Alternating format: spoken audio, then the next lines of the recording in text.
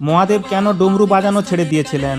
মহাদেব ডমরু বাজিয়ে মাতা পার্বতীকে শোনাতেন, কিন্তু ডমরুর শব্দে ইন্দ্রদেবের স্বর্গলোক কেঁপে উঠতেন। একদিন ইন্দ্রদেব কৈলাস পর্বতে আসেন এবং মহাদেবকে বলেন ডমরু না বাজাতে। তখন মহাদেব বলেন ডমরু বাজানো তো আমার কাজ। তখন ইন্দ্রদেব বলেন বর্ষা করাও আমার কাজ, আপনি আপনার কাজ ছেড়ে দিন, আমি আমার কাজ ছেড়ে দেব। তারপর পৃথিবীতে দীর্ঘদিন বৃষ্টি হয়নি। একদিন শিব ও পার্বতী তাদের রূপ বদল করে পৃথিবীতে ঘুরতে এলেন। দেখলেন যে একজন কৃষক শুকনো জমিতে লাঙল চালাচ্ছে। পর মহাদেব কৃষককে জিজ্ঞাসা করলেন, অনেক দিন ধরে বৃষ্টি হয়নি, তবুও আপনি জমিতে লাঙল চালাচ্ছেন কেন? কৃষক বলল, বৃষ্টি হবে না ভেবে যদি লাঙল চালানো ছেড়ে দেই, যেই দিন বৃষ্টি হবে সেই দিন অভ্যাস থাকবে না।